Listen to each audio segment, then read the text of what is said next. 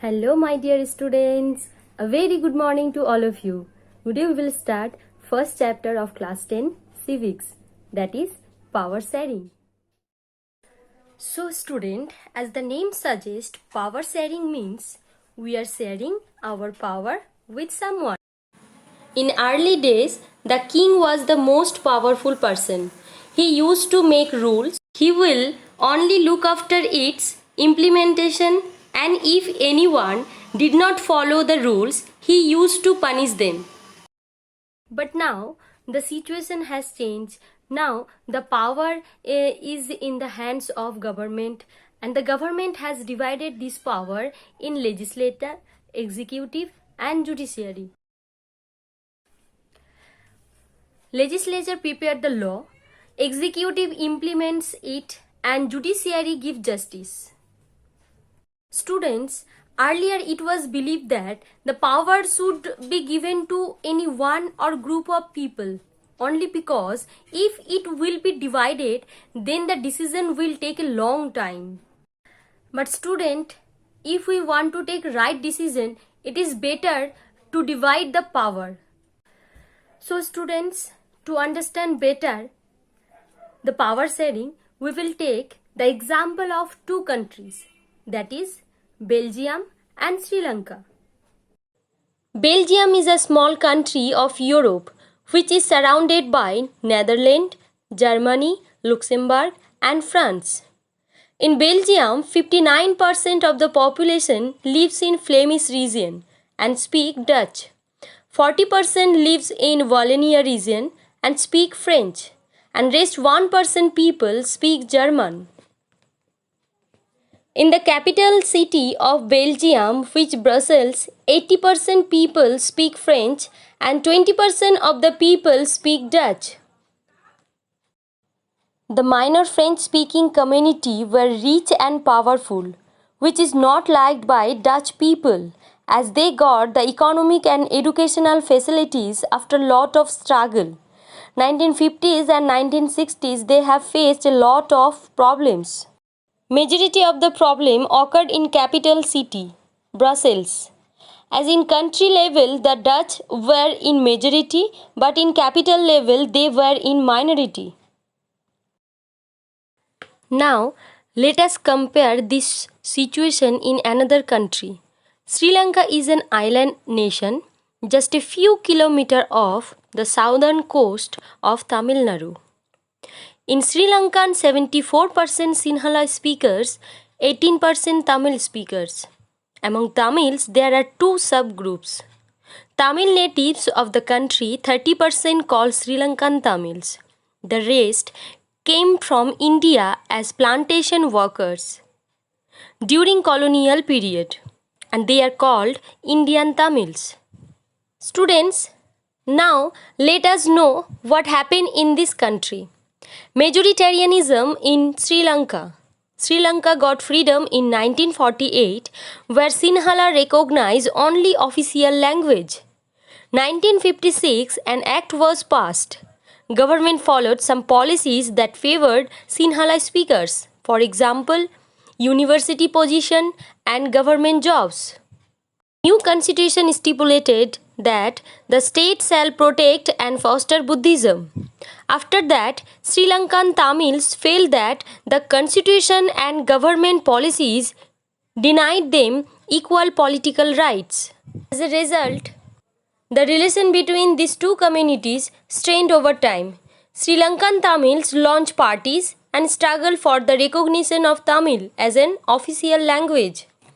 For regional autonomy. Regional, that means full freedom to take decision of a region. But their demand repeatedly denied. By 1980s, several political organizations were formed and started demanding independent Tamil Eelam in northern and eastern parts of Sri Lanka. The distrust between the two communities turned into a civil war. As a result, thousands of people of both the communities have been killed. Next is accommodation in Belgium.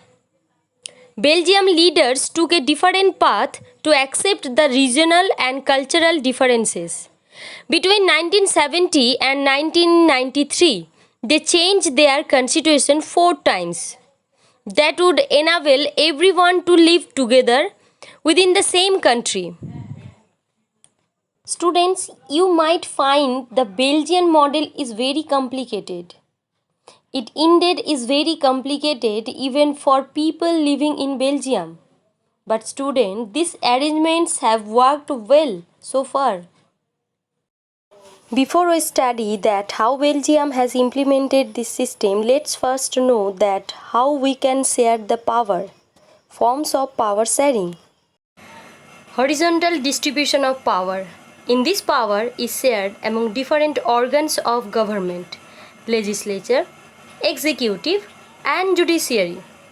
These three organs has different power and they check each other. Balance of power. For example, legislature branch make laws and keep an eye on the executive and judiciary. Executive branch also keep an eye on the legislature and judiciary. Same thing judiciary also. This arrangement is called system of check and balance. Second is vertical distribution of power, where power shared among different level of government. That means power divided into central state government, that is called federal government, and power also distributed into municipality, panchayat. Third form is where power is shared among different social group. You might know about the system of reserve constituencies, where system of reserve constituencies where seats are reserved for SC, ST, OBC, women. By this way, they can give their opinion also. Power sharing arrangements can also be seen in the way political parties, pressure groups, and movements control or influence those in power. In a democracy, the citizen must have freedom to choose among various contenders for power. In contemporary democracies, this take the form of competition among the different parties. In pressure group, you can see here that traders, businessmen, industrialists, farmers, industrial workers also involved in this form of power sharing. In Belgian model, constitution prescribes that the number of Dutch and French speaking ministers shall be equal in the central government. Some special laws require the support of majority of members from each linguistic group. Thus, no single community can make decisions. Many power of the central government has been given to the state government of the two regions of the country. The state governments are not subordinate to the central government. Brussels has a separate government in which both the communities have equal representation. The French-speaking people accepted equal representation in Brussels because the Dutch-speaking community has accepted equal representation in the central government. Apart from the central and state government, there is a third kind of government. It is called community government. This community government is elected by people belonging to one language community. Dutch, French, and German speaking no matter where they live. This government has the power regarding culture, education, and language related issues. Friends, what do we learn from these two stories of Belgium and Sri Lanka? Both are democracies. Right.